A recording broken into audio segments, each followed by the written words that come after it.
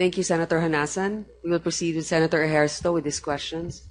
Okay, thank you, Madam Chair. Madam Chair, if you will allow me, before I ask a few queries, I've been observing, Madam Chair, that it's not nice, no, that the AFP and PNP have been, parang natin silang pinagsasabong dito.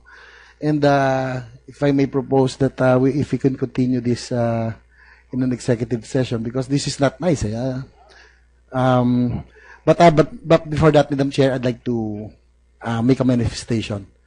Well, to General Purisima, General Espina, General Katapang, General Napeñas, General Galvez, General Pangilinan, General Guerrero, and all of those present here. Gusto ko lang sanang sabihin sa inyo na napakababa siguro, no, ng moral ngayon ng pareho ng kasundaluhan natin at ng kapulisan. Nakakaawa po ang kanilang kalagayan ng matropa na matapos ang mangyari sa Mamasapano ay pakiramdam po nila ay wala silang kapag sila ay subong sa isang special operation sa Mindanao, ay maaring wala silang saklolo. No? Ito yung mga dapat nating pagtuunan ng pansin. Kung kaya, hinihiling ko po sana sa inyo na itaas sana natin ang moral ng ating makapulisan, makasandulahan, sa pamamagitan ng pagsasabi ng kung ano po yung tunay na nangyayari. Itigil na po natin ang pagtuturan sa isa't isa. At gusto ko pong ipaabot sa inyo na ang serye ng ating Senate hearings, mayorya ng ating makababayan ay naniniwala na may mga inconsistencies. No? Tulad na lang nung nakaraan, ang sabi nyo, nung natanong kung ano oras na paabot sa Pangulo, marami sa inyo nagsabi hapon na, pero lumalabas umaga pa pala. So sabihin po natin sana, Madam Chair, yung katotohanan. General Napeñas, ramdam ko po ang bigat na inyong nararamdaman dahil napatayan kayo ng 44 na tropa at kinakailan ninyong itago ang kabubuan ng impormasyon dahil sa covert operation. Nung kayo po ay pumayag ng kahilingang ilihim ang lahat ito kay Secretary Roxas at General Espina, batid po ninyo lumabat kayo sa chain of command. Pero dahil hindi ba't dapat kaharap ninyo ang Pangulo, kumpiyansa kayo na ang paglilihim na ito ay may mas mataas na katapatan. Madam Chair, I just like to appeal again, sana pa matigil na ho natin yung turuan, no? Yung if we have already gathered enough information, if we can already continue this in an executive session, that kasi baka mamaya pati Madam Chair, yung MILF and other rebel groups are already laughing at us because the AFP and PNP are already blaming each other. No? So, Madam Chair, I would propose that we continue on an executive session. Madam Chair. Before the Chair decides on that, Madam Chair, before you decide on the matter, I'm really bothered by these exchanges between Napeñas and Purisima. There is a text here, General Napeñas, wherein you texted General Purisima, where you refer to and let me read so we get it in context. You said, in the text on January 13, 2015, at 1:07 p.m., in consideration of the comments of the President during our meeting, number of personnel to be deployed in the operations, recommend we follow the secondary date as the additional personnel to be used are deployed in Tacloban for the Pope's visit. Also, the primary date is too tight while we no longer have a window on the secondary date. While we have a longer window in the secondary date. Ano ibig sabihin lang nito? Yes, Your Honor. I mentioned that already before, that the primary date should be before the visit of the Pope. But then, because of the utilization of our forces to be deployed in Tacloban, because some of the forces from 1st Battalion were deployed in Tacloban, so we recommended that it should be done on the 23 to 26, Your Honor. That is the secondary date. Yes, sir, Your Honor. And in that same text, you said, for your consideration and approval, addressed to Purisima. Yes, Your Honor. That was on January 23, 2015 at 1:07 p.m. Is that correct? That's what you wrote here. Yes, Your Honor.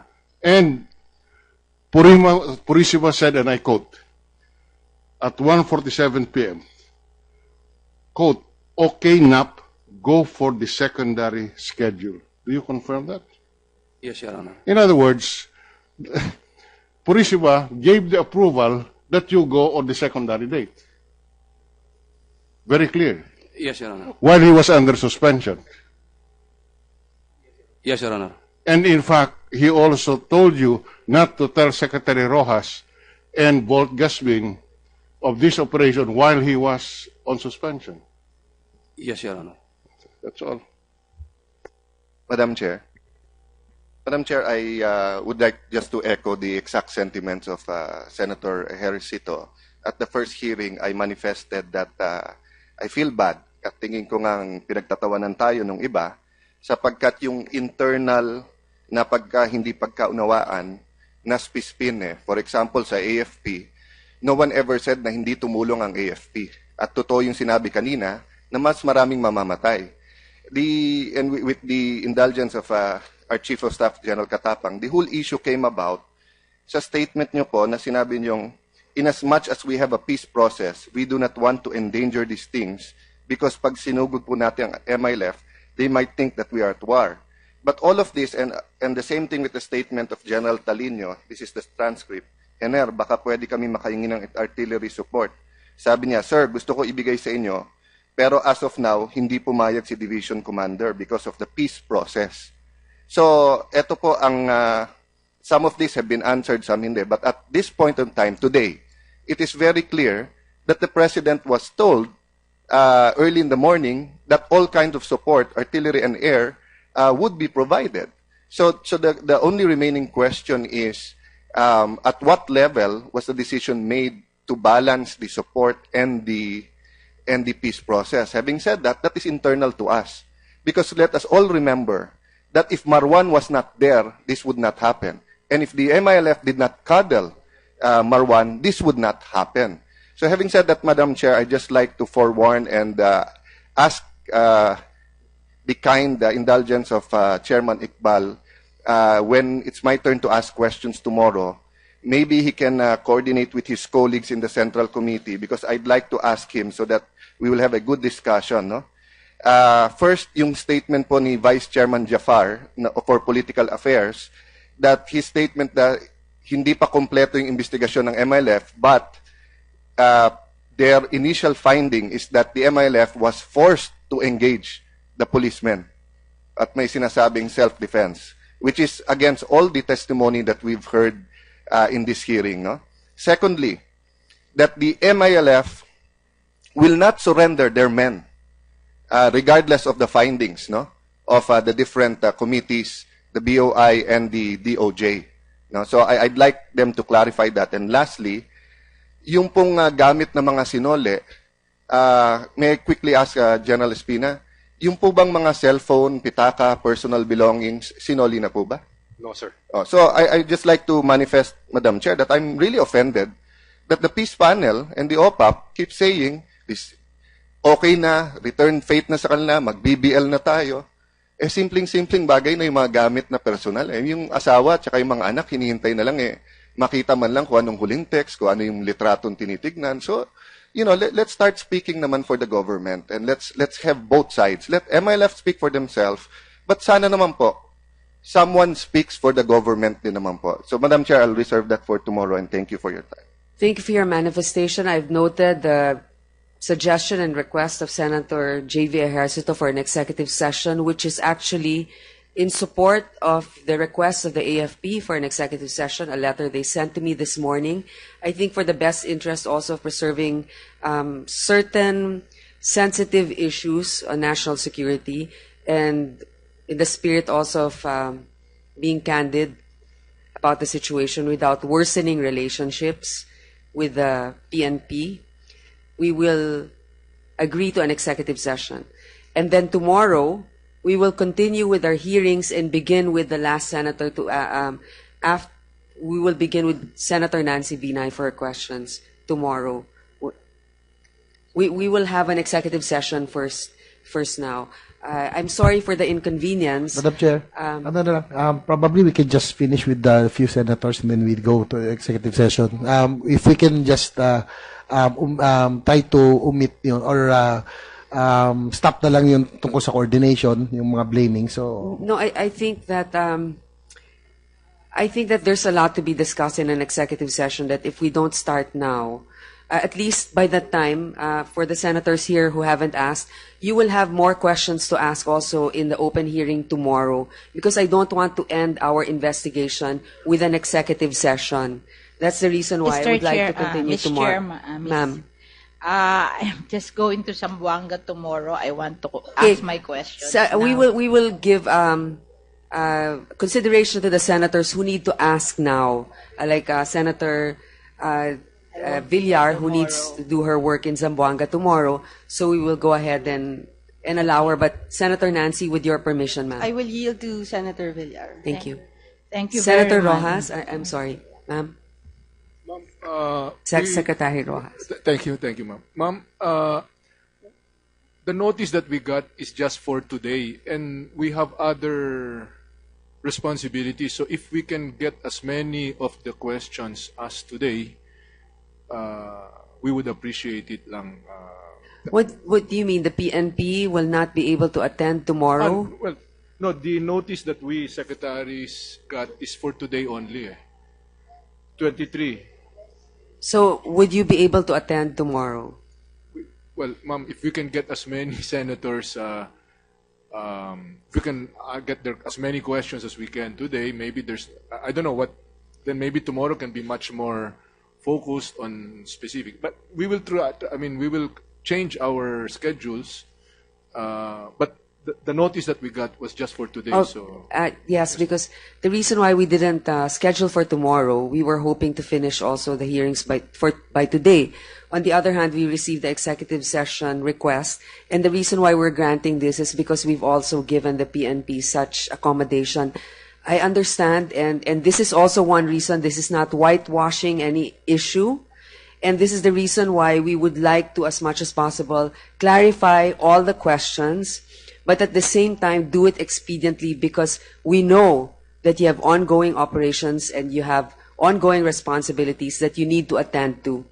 That is why I would like to have the executive session today, so that we don't end on an executive session tomorrow or the day after. Because otherwise, I really feel that in a hearing like this, our utmost goal is for transparency and the truth. And it is a message we are sending the public that we sort of end it in a high note by being present all together in an open hearing, so that if there are any more questions to be asked, we can do it before we actually do the conclusion. So, Madam Chair, just before we Senator Marcos. adjourn, I would just like to clarify something that occurred in a previous hearing. In a previous hearing, I asked a direct question to General Pangilinan as to whether or not he would obey a direct, or he would defy a direct order by the President. And from reading the transcript, it may look that we could interpret that he said he would defy a order coming from the Commander-in-Chief. So I don't think that nagkaintindihan tayo. I was talking very fast. I was at the limit of my time. I would like to clarify, just for and put on the record, that it is understood that you then amended your answer later on. Is that correct, General Pangilinan? Your Honor, Madam Chair, ang pagkakaintindi ko po sa question kasi nung time na yon, you were referring that despite the knowledge that it will cause death and butchering of the troops, the President will order the firing of the artillery. Kaya ang sabi ko po, I will disobey him.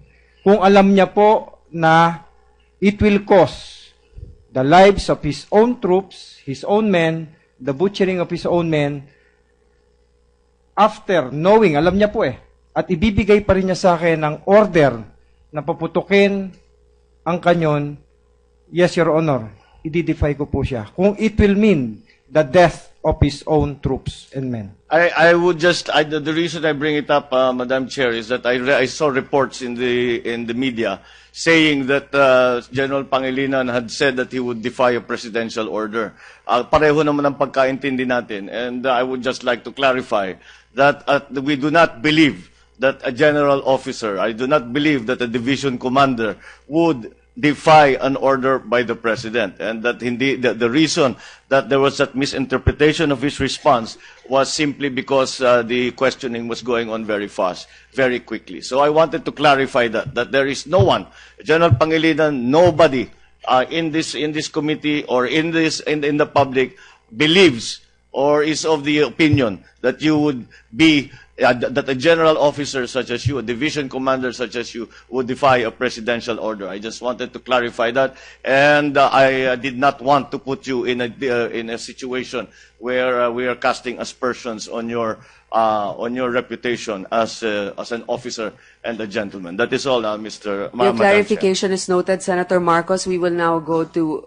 Do you have a quick point on the same topic, ma'am? Madam Chair, on an earlier topic, there was reference made to text messages exchange. We can discuss this tomorrow in our For other the hearing. record, Your Honor, maybe we would like to confirm if such text messages did. What text messages are you referring to, ma'am? That the mechanized brigade will not be supporting because of the peace process. Colonel Del Rosario is here, and he was referred to as the one who have sent that response. Maybe he can be allowed to speak and make clarification Madam on Chair, this. if they're referring to my statement, Professor Ferrer, are you referring to me? Yes, Your Honor. Yes, I'm referring to the transcript. This was a testimony of General Katapang and General Talino. It was not the testimony of General Pangilinan. So it is in the transcript. I did not refer to a text message. What I read a while ago, and I can read it again if you want, but then Senator Villar will ask. It's in the transcript. I can give you the page. So they will have the time to clarify that. But that's where nagsimula lahat nung misunderstanding at dyan nagkaroon ng aspersions kung ang presidente ba pinigilan ng militar na tulungan ang SAF 44. But having said that, it's been clarified today that the president was informed early in the morning that pati artillery dapat ibigay. So we are waiting for the executive session, but walang ganun text message. It's the testimony of the two generals. Okay, we will provide you, Professor Ferrer, with a copy of Dr. Ferrer, with a copy of this. From I was Senator. referring to the alleged text message of Colonel Del Rosario, which was mentioned earlier by the good senator, and therefore. Ma'am, I didn't. For the record, Chair, I didn't mention any text message during this hearing today. What I read, ma'am, is the transcript of the hearings of the first and second day of the hearings. So noted. Kabubuan ng impormasyon dahil sa covert operation. Nung kayo po ay pumayag ng kahilingang ilihim ang lahat ito kay Secretary Roxas at General Espina, batid po ninyong lumabat kayo sa chain of command. Pero dahil hindi ba't dapat kaharap ninyo ang Pangulo, kumpiyansa kayo na ang paglilihim na ito ay may mas mataas na katapatan. Madam Chair, I just like to appeal, again, sana pa matigil na ho natin yung turuan, no? Yung, if we have already gathered enough information, if we can already continue this in an executive session, kasi baka mamaya. Thank you, Senator Hanasan. We will proceed with Senator Ejercito with his questions. Okay, thank you, Madam Chair. Madam Chair, if you will allow me, before I ask a few queries, I've been observing, Madam Chair, that it's not nice, no, that the AFP and PNP have been, para natin sila pinagsasabong dito. And if I may propose that if we can continue this in an executive session, because this is not nice. But before that, Madam Chair, I'd like to make a manifestation. Well, to General Purisima, General Espina, General Katapang, General Napeñas, General Galvez, General Pangilinan, General Guerrero, and all of those present here. Gusto ko lang sanang sabihin sa inyo na napakababa siguro, no, ng moral ngayon ng pareho ng kasundalaluhan natin at ng kapulisan. Nakakaawa po ang kanilang kalagayan ng matropa na matapos ang mangyari sa Mamasapano ay pakiramdam po nila ay wala silang kapag sila ay subong sa isang special operation sa Mindanao, ay maaring wala silang saklolo. No? Ito yung mga dapat nating pagtuunan ng pansin. Kung kaya, hinihiling ko po sana sa inyo na itaas sana natin ang moral ng ating makapulisan, makasundulahan, sa pamamagitan ng pagsasabi ng kung ano po yung tunay na nangyayari. itigil na po natin ang pagtuturuan sa isa't isa. At gusto ko pong ipaabot sa inyo na ang seri ng ating Senate hearings, mayorya ng ating mga kababayan ay naniniwala na may mga inconsistencies. No? Tulad na lang nung nakaraan, ang sabi nyo, nung natanong kung ano oras na paabot sa Pangulo, marami sa inyo nagsabi hapon na pero lumalabas umaga pa pala. So sabihin po natin sana, Madam Chair, yung katotohanan. General Peñas, ramdam ko po ang bigat na inyong nararamdaman dahil napatayan kayo ng 44 na tropa at kinakailan ninyong itago ang pati Madam Chair, yung MILF and other rebel groups are already laughing at us because the AFP and PNP are already blaming each other. No? So, Madam Chair, I would propose that we continue on an executive session. Madam Chair. Before the chair decides on that, Madam Chair, before you decide on the matter, I'm really bothered by these exchanges between Peñas and Purisima. There is a text here, General Peñas, wherein you texted General Purisima, where you refer to and let me read so we get it in context.